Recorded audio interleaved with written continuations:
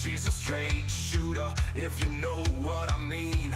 Dishing out the truth about the royal scene, with a fist of fire and a voice so keen. Hitting hard with those altar bridge vibes, no sugarcoating, no false alibis. Tearing down the lies she despises. Yorkshire lass with fire in her eyes. Stef don't play, she holds the line, shouting from the rooftops across the digital vine. Harry and Meghan under her sign, fearless and bold with a soul that shines.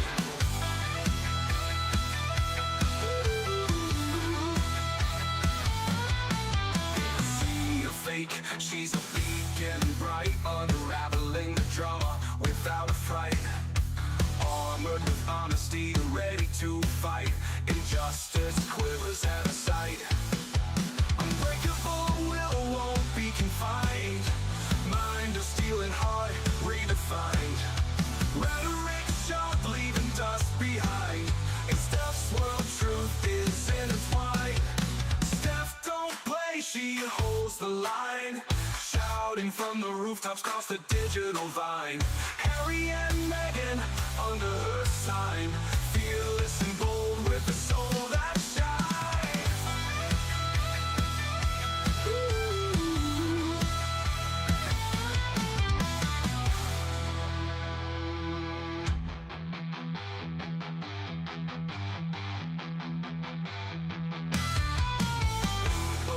Will won't be confined. Mind of steel and heart redefined.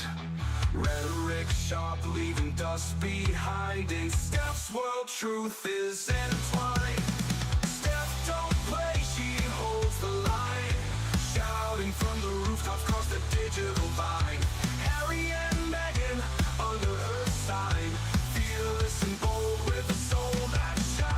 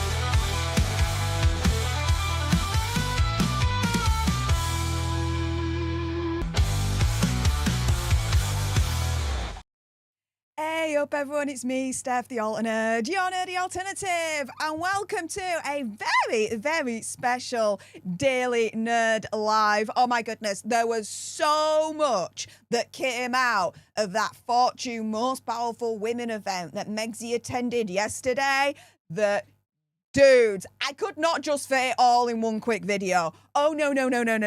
So, hi, I'm live. How are you all doing? How has your week been so far? Thank you to everyone that supported me all of last week whilst I was in Italy. Yeah, it wasn't great.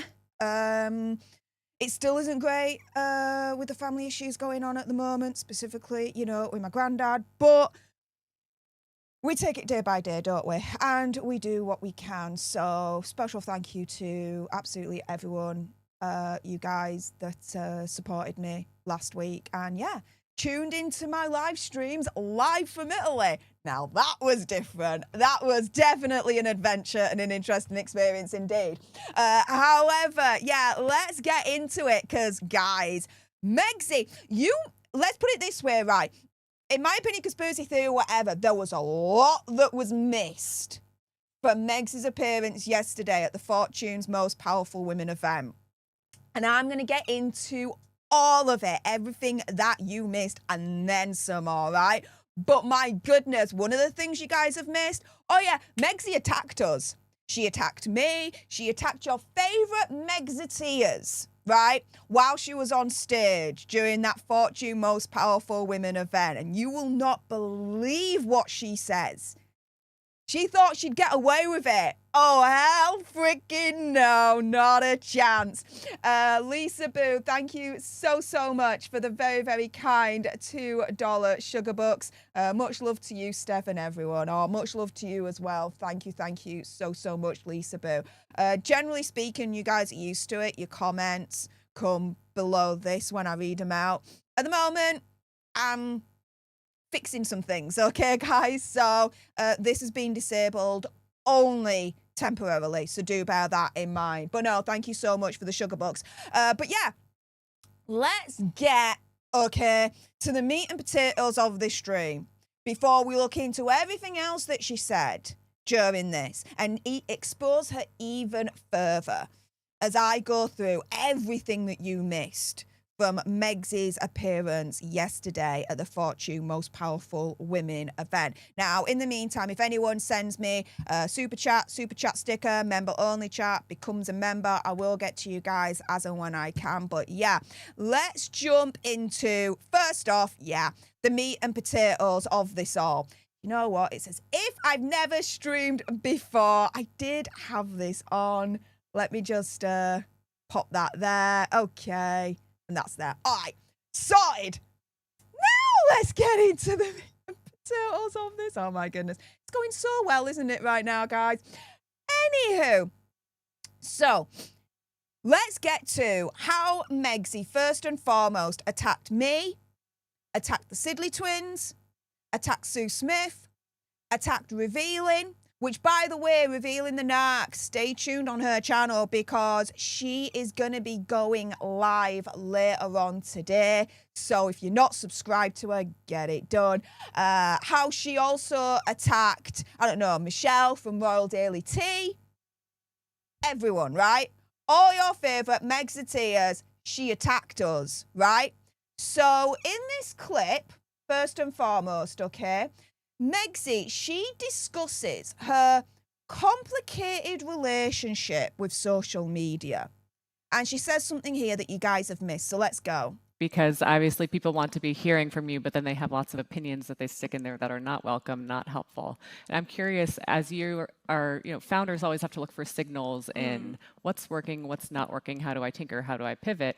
How are you able to decipher out like the constructive from obviously the not constructive that you need to ignore? Well, there are certain things that I've done just for my own self-preservation, but also that I've applied to the brand and for the people that are incredibly supportive. I know, the question can be around naysayers, but if you really see the groundswell of support that surrounds the brand and me, that's what I feel the most, and that's what I appreciate.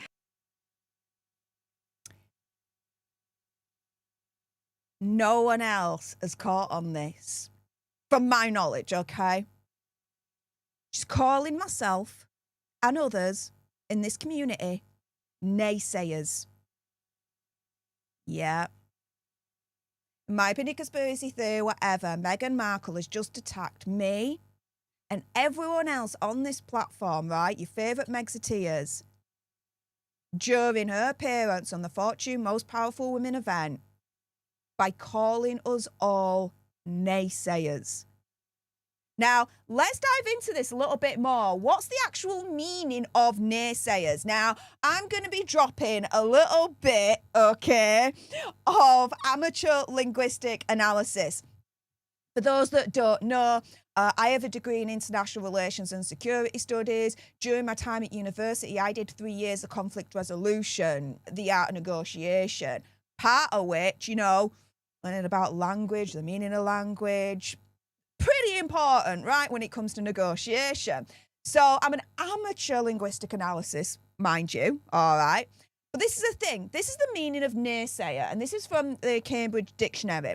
Someone who says something is not possible, is not good, or will fail. And they use an example of how naysayer can be used, right? He ignored the naysayers and persevered, which is essentially what Meg's is saying here in this particular clip, She's saying, yeah, I've got my naysayers, but, you know, I'm focusing on the positives. I'm focusing on the positives, guys.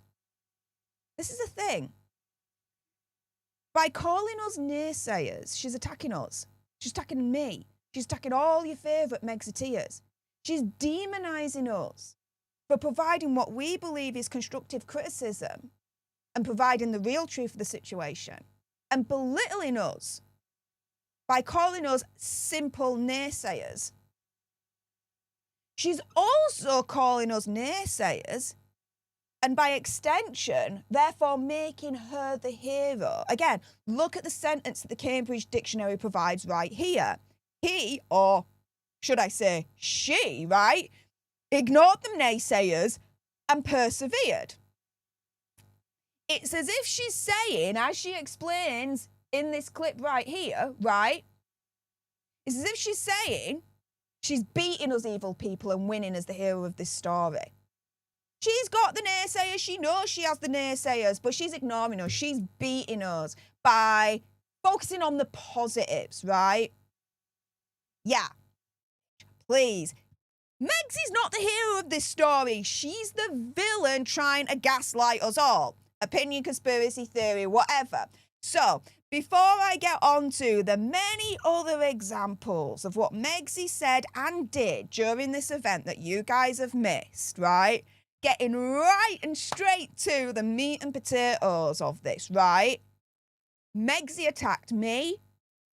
She attacked every one of your favourite Megxiteers here on YouTube, here on this platform, by literally turning around and calling us naysayers. Demonising us by calling us naysayers. Belittling us by calling us naysayers. Yeah, they're just naysayers. You can ignore them. They're not saying anything of value at all. Actually, in fact, I'm ignoring them myself and I'm just focusing on the positives, blah, blah, blah, blah, blah, blah, blah, because the naysayers, they're not contributing anything worthwhile at all. They're not worth your time to listen to. Follow my example. I'm ignoring them. You should ignore them too. I don't think so, Megxy. I really, really don't. Now, let's get on to many, many more other things that you guys may have missed from Megxy's appearance at this Fortune Summit, right? So, yesterday, when Megxy was attending the Fortune Most Powerful Women Summit, she was speaking in a session called Next Level Influence, a conversation with Meghan, the Duchess of Sussex. Now, the title of this summit and the title of her session is all kinds of wrong for a number of reasons. There's three in particular. Number one, Fortune Most Powerful Women Summit. Come on, she's not one of the most powerful women in the world or whatever, right? She's largely hated. She's largely disliked. She's used as a punchline in a joke. If Megxy is one of the most powerful women in the world right now, then do you know what? When I fart, rainbows, butterflies and unicorns shoot out of my ass. There you go. Come on, come on. Also, the title of her session, Next Level Influencer. What? She's not Next Level Influencer. Because if she was, then all her as ever products would be sold out. And she'd actually be making the millions she expected to make from a brand in the first place. That and her following on Instagram, which would be far more than it is right now. Far more than it is right now. She's Next Level Influencer. Then her following should really be in like the tens of millions. Right? Next Level Influencer, my ass. Finally, Next Level Influence, a conversation with Meghan, Duchess of Sussex. Excuse me? She's there to promote her commercial ventures. So I'm just asking for a friend here. Isn't it against the Sandringham Agreement to be introduced as Duchess of Sussex at this commercial event? I'm just asking for a friend here. Here are a few other things that you may have missed at Megsy's attendance at this Fortune Summit, whatever the frick you want to call it at this point. Now, let's get on to the next clip that I've got for you. Because who really is the villain in all of this? And let me put it this way. I don't think it's us naysayers, right? That is for damn certain. She says she doesn't have the comment sections on because people don't come to her page for the negativity. Watch this clip right here. Most, and that's what I appreciate. But by design, I also recognize that a lot of those people aren't going to my page to see negativity. And so not just protecting myself or the people that work with me, but also the supporters. So I don't have the comment section on. That's a choice. And yet part of that challenge that I was trying to solve for was, then how do I create community? That is so key to this brand, and it's so key to how I like to show up in the world. How do we actually connect if you can't have comments and exchange? Now, this is the thing. Disabling comments on social media is actually a bad thing for a brand. I did some research, and I'm going to get onto that in a moment. Firstly, my goodness, Jordan never said ain't no party like... Say that, a Diddy party. Ugh. Thank you so much, anywho, for the $5 sugar bucks. Really appreciate it. Says, nobody attacks my boo. Aw, thank you. Well, you know what? Let Megsy try and attack me and your favourite Megxiteers all she wants, because that's just more content for us to give to you guys. So I'm being real here and keeping it 100. Absolutely fine by me. Do you know what I mean? Now, let's get back into this. So she's trying to turn around and be like, I'm disabling comments on social media. And this is actually a really good idea because of X, Y, and Z, blah, blah, blah, blah, blah. Now, you're going to hear this term probably a lot, really, during this live stream. No matter how much you try and polish a turd is still freaking a turd. It's as simple as that. Because, as I said, disabling comments on a brand actually is a bad thing. It's a bad thing when you disable comments for a brand on social media. So I did some research here, and this is from makesense.com.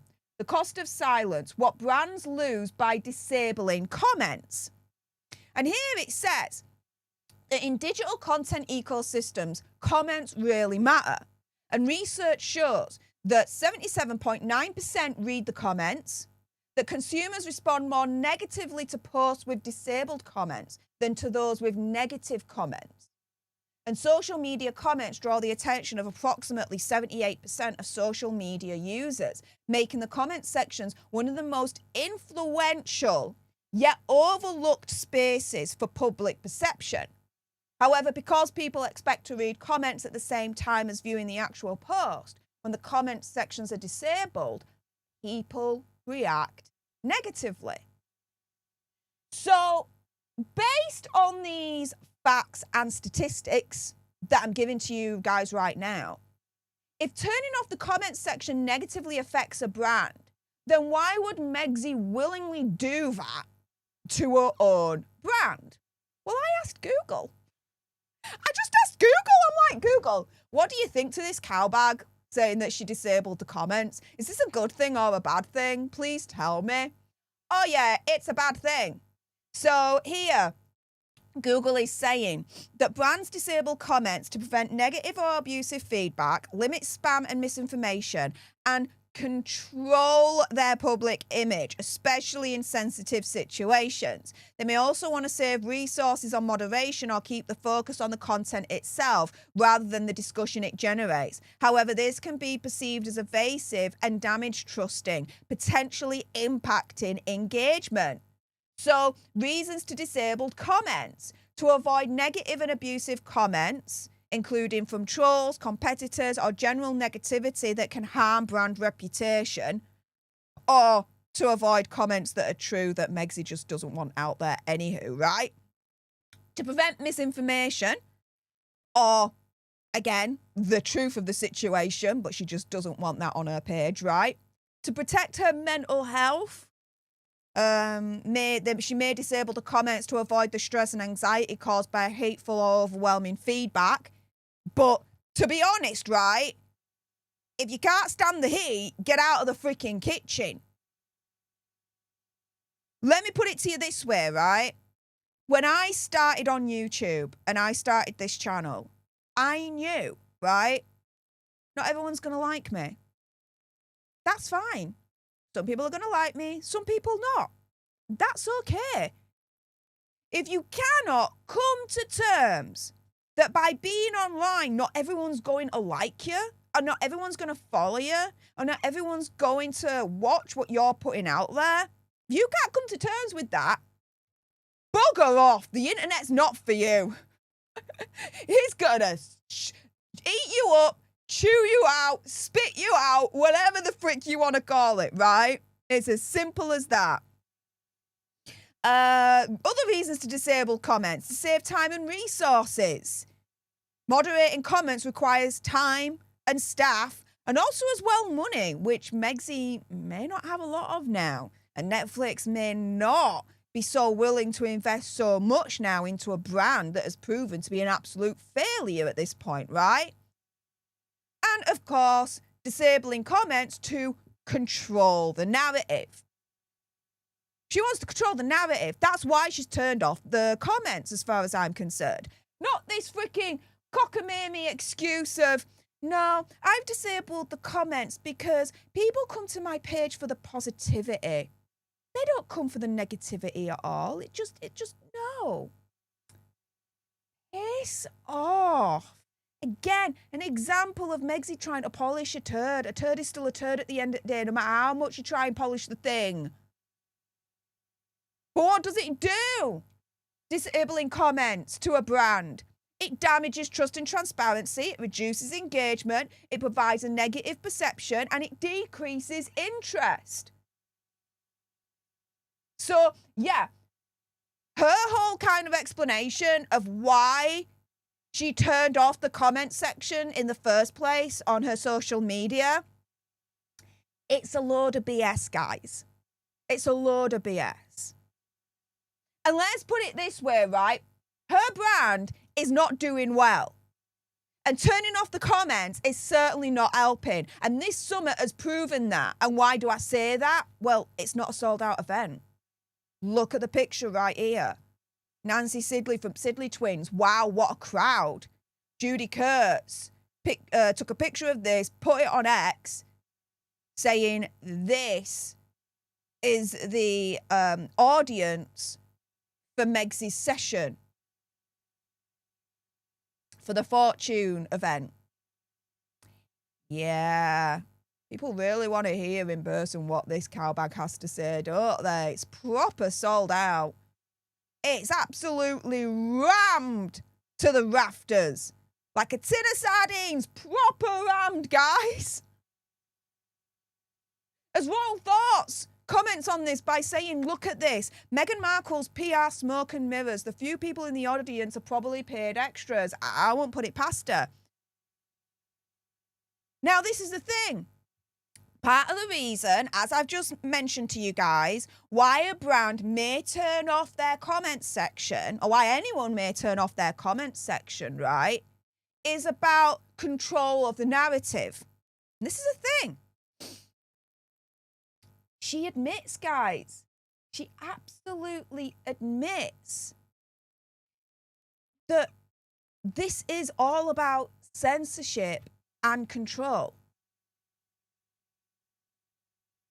Because when she then goes into how she does interact on social media with a brand, notice who she interacts with. So let me just get to that clip right now. Here we go. As it loads up. Let's pause that and let's get to the original one here.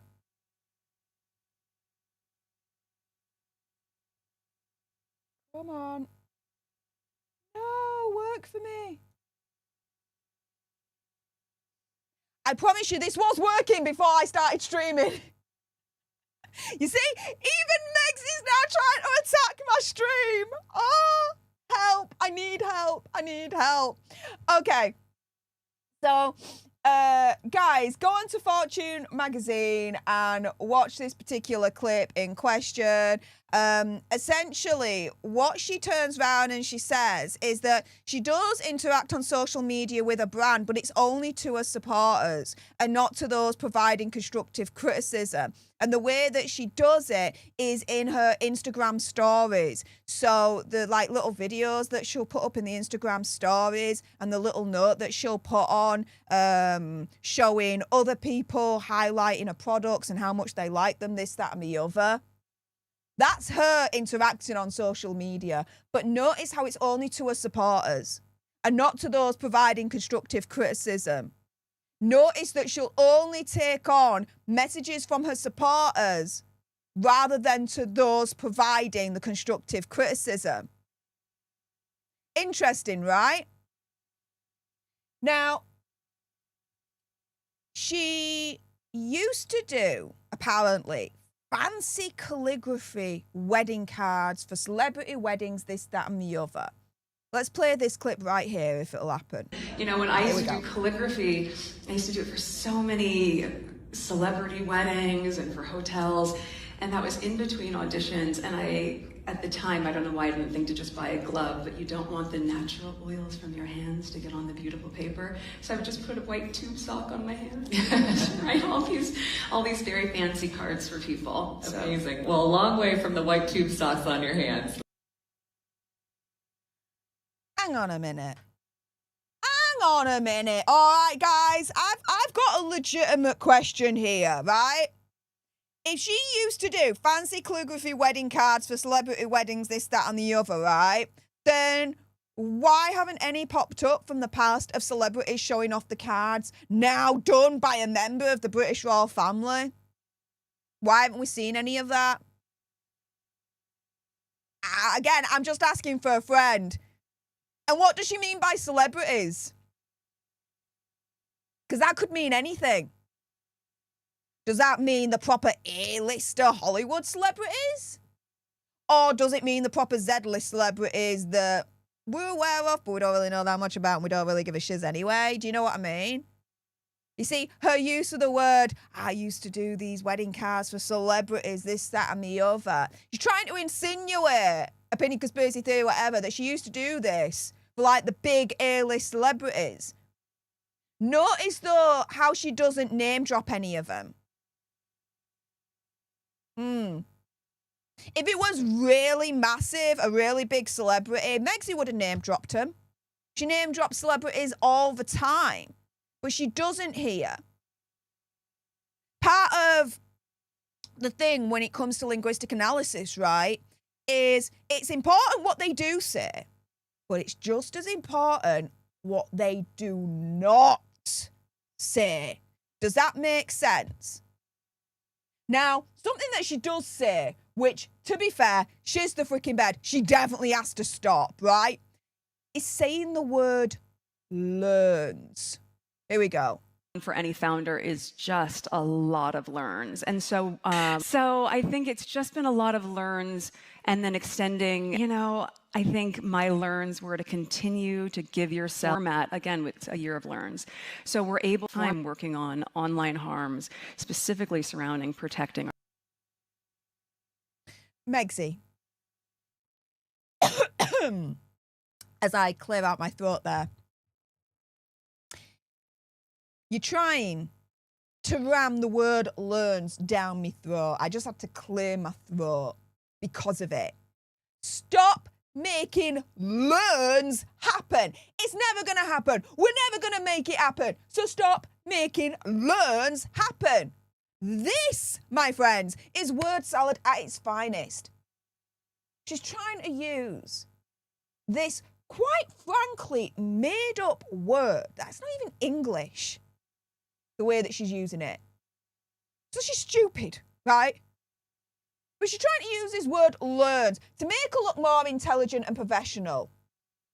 As if the word learns used in this matter is something that all CEOs do. She's trying to make out that learns is some kind of CEO jargon. It's what all the CEOs say. Now, I'm a CEO, so I speak the same language. No. Megsy, you speak the language of a freaking demented dumbass. It's as simple as that. Oh, and numbnuts. The word that you really should have been looking for is lessons, not learns. What the frick is this nonsense? Carol, thank you so much for the $4.99 sugar book saying I hate that term learns. Yeah, it's not English. It makes no sense whatsoever. Like the rest of what she's trying to say anyway. Now, thanks to Sue Smith here for clipping this little nugget. Megsy here is trying to explain how she created her brand in the first place. Now, here's another thing amongst all the rest that I've just shown you, and there's more, so stay tuned, all right? Don't go anywhere. Another thing that you guys may have missed from all of this, so here we go. I've always loved being able to share. I've always loved being able to cook and entertain. Is there a business here? And I think it was probably most people's assumption that if I was going to go into business, it would be fashion or beauty. But those 5 years at home, I wasn't running around wearing beautiful outfits. I was probably in Birkenstocks and sweats like the rest of us, especially during COVID, or just barefoot at home. But I was making a lot of jam. So it ended up becoming the thing that really was my passion project that I turned into a business. Liar, liar, liar, liar, pants on fire, fire, fire, fire, all right? She didn't freaking create this brand because she made her spreads back in the day, because it's not jam, not even preserves, it's spreads, okay? That's what she's selling, all right? So she didn't create the brand because she made her spreads back in the day during lockdown era, blah, blah, blah, blah, blah. Oh, no. And let me provide the proof. From Megsy's own gob herself, right? Here we freaking go. So this is a People magazine interview with her. Meghan Markle explains why she had to be forgiving of herself as she figured out her lifestyle brand. This is what she says, okay? The entrepreneurial journey for anyone is a lot. And I'm also really lucky that so many of my close friends are female founders. These are friends from whom I can learn and who have been with me on this entrepreneurial journey. Guys, she didn't create the brand because back in the day she was making her spreads and thought, ooh, let's do this. Because if that was the case, this brand would have been set up much more sooner. Much more sooner. Lockdown was over 5 years ago now. Come on. No. She created the brand because, in her words, many of her close friends are female founders and she wanted to be in that club instead and copy them. As she says, she's learning from them. She's copying them. Many of her close friends are female founders. She wants to be in that club. She doesn't want to be on the outside. She wants to be on the inside. She wants to be, yeah, I'm a CEO too. And, you know, put out all her peacock tail feathers, this, that, and the other at the same time. This is the real reason, in my opinion, conspiracy theory, whatever, why she set up this brand. Not because 5 freaking years ago during lockdown she was making spreads and thought it was a good idea. If she thought it was a good idea then, she would have set up the brand much sooner. Simple as that, right? No. Through her own words. Opinion, conspiracy theory, whatever, she set up this brand because of many of her close friends are female founders. She wants to be in that club and she wants to copy them. As she says herself, she's learning from them. She's copying them. Now let's get on to something else that you guys may have missed. from Megsy's attendance at this fortune event, fortune summit, whatever the frick you want to call it, right? Because now, of course, she had to get Archie and Lily to make an appearance to make her look like a wholesome mother. But I'm going to show you in a moment that this is a load of BS with a freaking capital B. Here we go. So during the Fortune Summit, Meghan touched on a busy schedule in relation to her children. Per People, Chantel noted, "You've been all over the place, and we were talking backstage about how, yes, you've been to Europe, and you were just in New York, and you made it home for one day to see your kids." And Megsy replied saying, "Yes, I had to. We were talking about that because everyone said, oh, you must have gone from Paris straight to New York." And I said, "No, I need to see my babies." So went back to California for a day and then continued on. Okay. She then, at the same summit, discussed her work-life balance. And again, talking about her children, Lily and Archie. She said, "I'm still going to chaperone the field trip." Now, this blind item right here may have blown out everything that she's just said here out of the water. Now, this is a blind item, treat with a pinch of salt, opinion, conspiracy theory, whatever. Do your own research, come to your own conclusions. But I do have other evidence that may back this up, so bear with me on this, all right? So this blind item says the following. The illiterate one, which I'm assuming they're referencing Meghan Markle here, all right, hasn't made one of those school runs for quite some time. No one believed she ever did any. But it's really hard to do them when you're clubbing across the world looking for sponsors. She was never really very good about #tag the sponsor. Now, the other evidence I've got, well, if you remember, she even insinuated that she loves getting milkshakes for Archie and Lily from her local In-N-Out. This is the thing, though. Oh, yeah. 2 years ago, when Andy Signor from Popcorn Palace, my big brother, right? When we went over, right, to California, we went to the closest In-N-Out outlets that are nearest to Hazza and Megsy at Montecito. We went to 2. And in this exclusive investigation here on Popcorn Palace, and if you've not watched it, have a watch. It was a lot of fun for us to do. We found out that she may have been lying. So this whole thing of, I want to make sure I'm still there for my kids. I want to make sure I give them their milkshakes in the morning, that I do the school runs, blah, blah, blah, blah, blah. And all that she then mentions in this Fortune Summit situation. Yeah, really? She's trying to make out that she's this awesome mother, this, that, and the other. I'm not buying it, are you? But anywho, back to, as ever, her brand. Because she's just proven that she has no clue about the operational side of things, because she touches upon it but doesn't provide any further details. Again, amateur linguistic analysis. It's important what they say, but it's also just as important what they do not say. She says everything about the creative part of a brand, but not much about the operational side of things. I mean, I wonder if she just leaves the operational side of things to Netflix. Here, she says, I love the creative part, which I think I've touched on quite a bit. So she even acknowledges that the creative part of her brand, she speaks about a lot. Therefore, also acknowledging by default, she doesn't really talk about the operational side of things much. She says, and the brand is an extension of my aesthetic, but it's more than that. The operational side is so key. That bit at the end is like a throwaway comment. For her to be like, I know about the operational side as well, it's so key. Then that's it. Well, if it's key, why is it key? Why isn't she explaining further why the operational side is key? This is a throwaway comment. You see where I'm coming from there?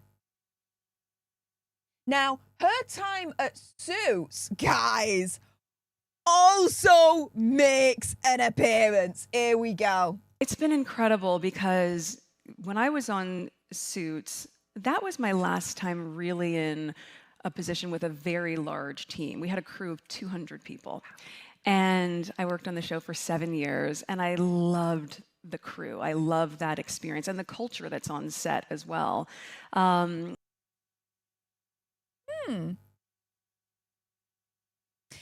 Now, it's interesting what she doesn't say about Suits.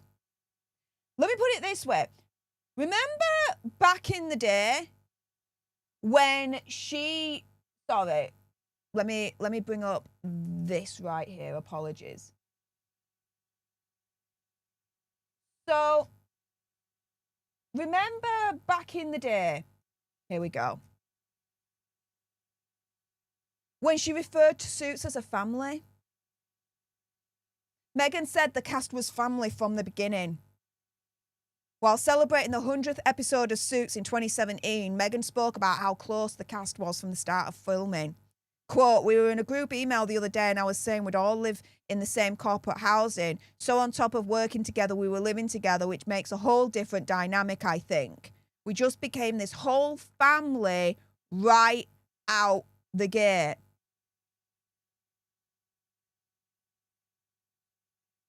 So it's interesting, right, that with this clip right here, she didn't say that. She didn't say that her Suits was a family again. Instead, she refers to Suits as a team once and a crew twice. She's demoting them from what she originally called them as family. Now, she also discusses her team on As Ever. And before we get to that, a couple of thank yous. Carol, thank you so much for gifting one leadership to one of you lucky lots out there. So everyone say, "A up to our newest leader," courtesy of Carol. And thank you so much to Christopher Irving for your £2 sugar bucks. Appreciate your face with Mr. Greenbob saying, "Hey you." Well, A up, Christopher. And thank you so much. This is your first ever super chat on a live stream. My goodness. Thank you so much. For choosing this channel, this community, to send your first ever super chat. That is an honor. So thank you so much. Hearts in the chat for Christopher, because wow. Thank you so much. What an honor, mate. What an honor. But yeah, let's get on to the remainder of this clip because, yeah, like I said, she's demoted Suits. She used to call them family, but now she calls them a team and a crew. Now, later on in this clip, she then discusses her team on As Ever and says that she wants someone that will push back. Yeah, hear it from her gob herself. Here we go. And so I think being able to now have my own business, it's very different than being on set. And even the set for With Love Meghan, that's a crew of 80 people. It's still a very large crew. But for my business, I've been very decisive about having a lean team. I think you want to have a great soundboard of people that are with you and with varied points of view. You want someone who's going to push back. You want someone who's going to be so creative and savvy in a space that might not be my skill set. So I love creating that culture, having that camaraderie with my team, and playing and being curious, constantly just pushing the envelope to ask the questions of how can we show up in a way that truly indicates that we are putting care into every detail. Here, she is really trying to destroy the image that people have of her as being the dictator in high heels who reduces her staff to tears. And this is from an expose from the Hollywood Reporter a year or two ago. And a source close to the couple alleged in the article that everyone's terrified of Meghan, that she belittles people, she doesn't take advice, that she's a poor decision maker, that she changes her mind frequently. that Harry's a very, very charming person, no airs at all, but he's an enabler, and that she is just terrible. But when you listen to what she just said here, you won't think that. She's trying to paint herself as the best CEO, the best boss ever. She's not a dictator in high heels. Oh, no. She doesn't run a dictatorship. She's happy to listen to everyone. She's even happier for people to push back on her and say no, say that's not a good idea, this, that, and the other. What she's saying here is at a proper loggerheads to what we know as her being the dictator in high heels. Guess what, though? Do you believe her when she says that she loves it when people push back, that she wants someone to push back, that she's happy to listen to all points of view, and if someone has a better idea than her, then she'll go with it? You really believe that? Yeah, not a chance. She's not known as the dictator in high heels for nothing. So, yeah, I don't think she wants someone that will push back, right? I think ultimately it's her way or the highway. It's as simple as that. I mean, think about it this way. If she really truly listened to the people around her, yeah, she wouldn't be suffering as bad of flops as she is right now. In my opinion, conspiracy theory, whatever. But no, it's her way or the highway, guys. Just like, right, with her show with Love Meghan. She's now trying to polish that turd. As Nancy Sidley says here, right, Meghan Markle admitting that her long-winded Netflix show was a flop. So she's going to steal other creators like Nara Smith and Akila Gold's format and act like she invented TikTok. Have a listen to this gal bag here. Content in different sizes. So part of what we're testing out now is it's amazing to be able to sit and watch a show for 30 minutes, but how can I give you a recipe in 2 minutes? And where can I share that with you? And how that continues to grow as ever. So exploring all the options of what it could look like. I don't need to learn how in 2 minutes to make a freaking fruit platter, or how to get a bag of pretzels and grab some out and put it into another bag and then put a freaking bow around it. Okay?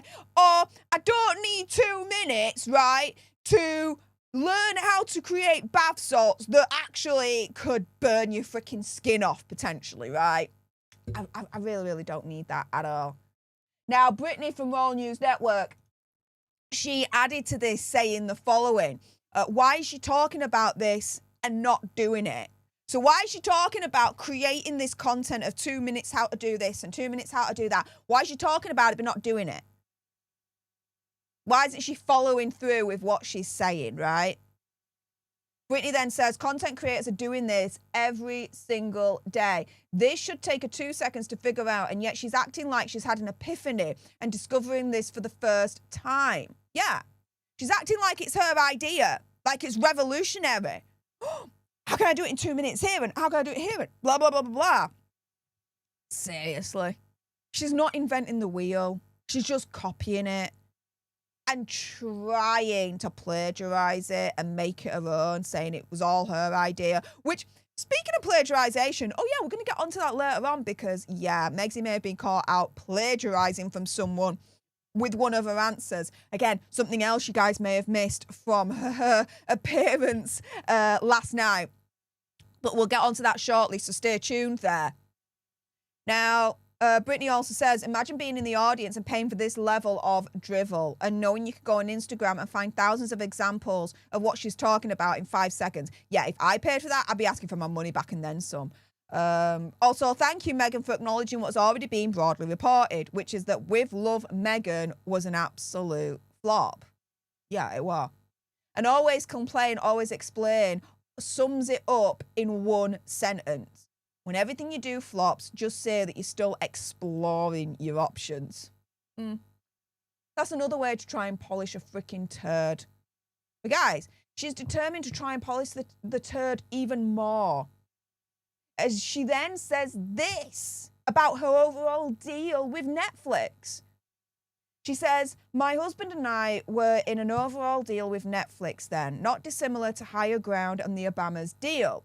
Once that had come to its term, the extension of it, which was such an incredible sign of the strength of our partnership, was now being in a first look deal, which is also exciting because it gives us flexibility to go to our partners first, then at the same time shop content that might not be the right fit for Netflix, but has a home somewhere else. Yeah. Tell me that this is a downgraded deal without actually telling me that this is a downgraded deal. She's just confirmed it. Here, she's just confirmed that her new Netflix deal is a downgrade. Because she's saying right here that they're not exclusive to Netflix anymore. She says it right at the end. Asma and Megsy can go elsewhere if Netflix don't want their idea first. The downgraded deal to what they had before. As again, Brittany from Roll News Network says here, Netflix is the only name in the game. This is the problem with what Megsy's saying here. Every other studio is suffering. If you can't sell something to Netflix, you're screwed. You can't sell it anywhere else. If Netflix don't want it, the rest of them won't. They'll follow suit. They'll be like, well, hang on a minute. There must be something wrong with this because Netflix didn't want it, and they're the name in the game. To say that this gives them flexibility to find other partners is complete BS. It is. Again, it's Megsy trying to polish a turd. The only other option is YouTube. Good luck with that, Megsy. Now, let's get on to something else that you guys may have missed. Because when Megsy was introduced to the stage at the beginning of all of this is what the presenter said about her. And, yeah, notice the reception Megsy gets when she gets onto the stage. Here we go. Such a packed room. So, Meghan, Duchess of Sussex, has held various roles over the years. Actor, Duchess, obviously, podcaster, philanthropist. She has her own TV show. She has executive produced. She recently added a new title to her resume, which is why she's here with us today. Founder, and that's because earlier this year she launched As Ever, a brand inspired by her love of cooking and entertaining. Alison Chantal, Fortune's editor-in-chief and chief content officer, joins Meghan, Duchess of Sussex to discuss this newish venture and also how Meghan plans to leverage her incredibly significant influence for long-lasting impact in the business world and beyond. Please welcome them to the stage.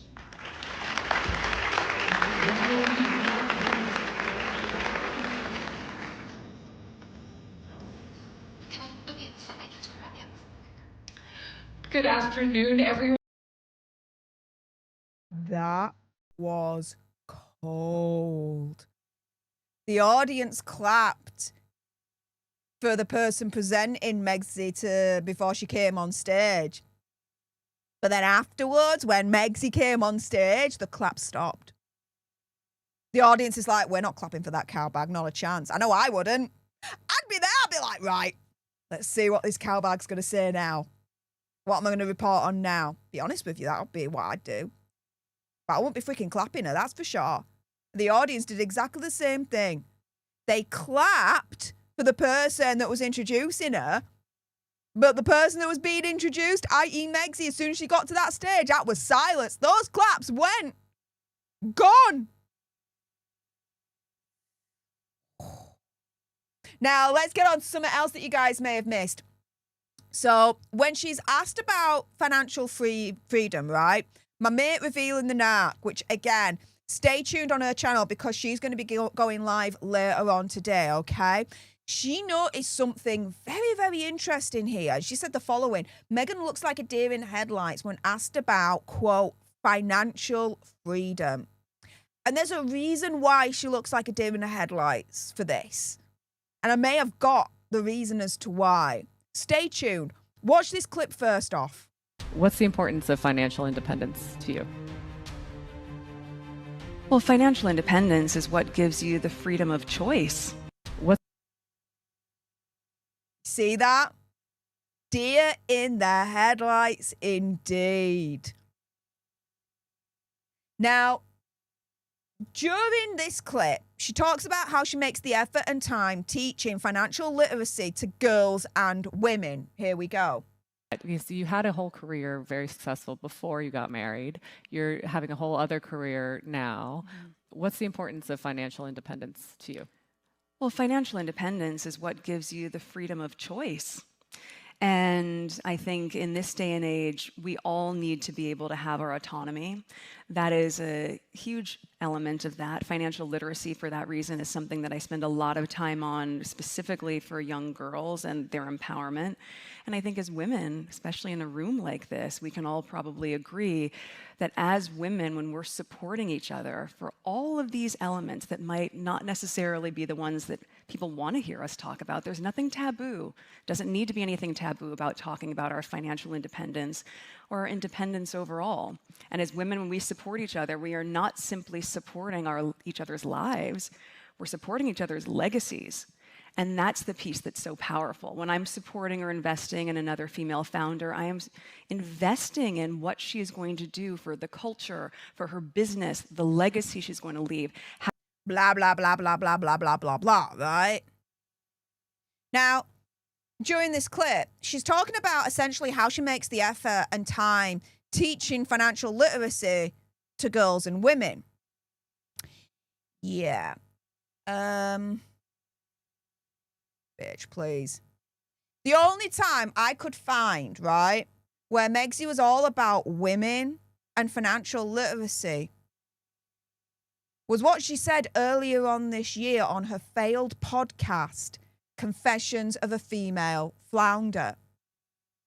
And so here, as people reported, Megsy said, that is so hard to understand because I genuinely believe I would love to adopt that level of a mindset. Whereas you're talking about even for a lot of people not being able to buy into the hope or the promise of something more for themselves in financial freedom. I think so many women, especially, we're taught to not even talk about money, but there's lots of guilt mentally surrounding having a lot. And at the same time, there's a scarcity mindset that it's easy to attach to of like, I'll never have enough. Interesting how she doesn't say any of this on stage here, right? Yeah, she's all about teaching financial literacy to women and whatnot.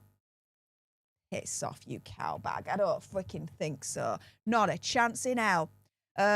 Before we continue any further, because, oh my goodness, there's so much more, guys. Stay tuned. I do have a few more thank yous to get out there. Trish O'Donnell, thank you so much for becoming a leader. Appreciate your face. Thank you, thank you, thank you so, so much. Thank you, thank you. With that being said, let's jump into... Yeah. Megsy may have plagiarized again, allegedly. Yeah, here we go. So, again, something else you guys may have missed, right? She even allegedly plagiarizes part of her answer as revealing the narc spotted right here, saying in 2021, Meghan sat right next to Melody Hobson as she spoke about financial literacy and empowering women through understanding money. 4 years later, Meghan, I'm going to have to say allegedly, plagiarized the words. Grandiosity made her lose the plot. Here we go. This is one of these issues that is this idea of financial literacy, and our unwillingness to speak about money is causing us to actually widen the gaps that exist in our society. But even the closest of friends won't sit together and speak about money issues. Financial literacy, for that reason, is something that I spend a lot of time on, specifically for young girls and their empowerment. There's nothing taboo. Doesn't need to be anything taboo about talking about our financial independence. I don't think it's a conversation we should shy away from. I think it's one that we should really embrace together. Oh, very, very, very, very similar, right? Oh, and yeah, speaking of Confessions of a Female Flounder a few moments ago, right? This is what she had to say about that. I was doing Confessions of a Female Founder as I was building this. I'd always loved the podcast, how I built this. And I thought, could we do something that feels a little bit like the tenor of how I'm building this? And really be candid, both talking to females, doing Confessions So she said something that pricked my ears up, and I'm like, what the frick? She said something along the lines of, and I thought we do something that feels a little bit like the tenor on building this, right? Okay. Yeah, this is another example of Megsy polishing the turd, but this time for Lemonada rather than Netflix. So let me explain, all right? To me, when I think of a tenor, the first person that comes to mind is Luciano Pavarotti, right? And the most famous opera song that he sings or sung is Nessun Dorma. Now, when you listen to that song, it's a slow build-up that leads to a crescendo. So here, by invoking the imagery of a tenor and her podcast, Confessions of a Female Flounder, she says that she knows that this podcast didn't do well. But that's okay. Because by invoking this imagery of the tenor, right, it's all part of the plan of a very, very slow build-up to then eventually reach the, crescendo of success. Yeah, I don't see this as a success. When her podcast was beaten by a show about freaking sleep. By this rate, Megsy's going to be running out of polish to use on her turds. But again, when you polish a turd, doesn't matter how much you polish that turd, the turd is still going to be a freaking turd. It is as simple as that. But yeah, with that being said, that is today's extra special Daily Nerd Live. Everything that you guys missed from Megsy's appearance at the Fortune Summit yesterday. At the beginning of this live stream, I went straight into how Megsy attacked me, attacked your favourite YouTubers, your favourite Megseteers while speaking at that event. If you missed that, just rewind this live stream right to the beginning. I get into that straight away. And then throughout this live stream, I go into everything that you guys missed from Megsy's appearance at the Fortune event last night and provide you with a little bit of research I don't think you guys will have got anywhere else to pretty much prove why what she said is a brickload of BS and then some.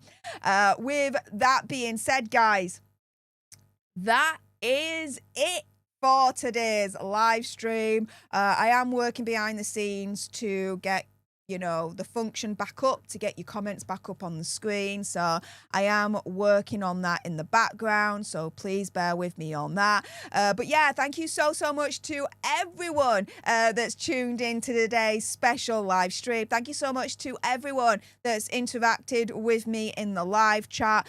Special thank you to those that were able to send some sugar bucks my way or join as a leader or gift a leadership out. You guys are very generous. Thank you so much for that. Thank you so much to everyone that's liked this stream, and thank you to everyone that's a new subscriber to this channel from today's stream. I appreciate all your faces. With that being said, enjoy the rest of the day wherever you are in the world. Remember, Revealing the Narc will be going live later on today, so stay tuned on her channel. And until the next time, you guys, laters.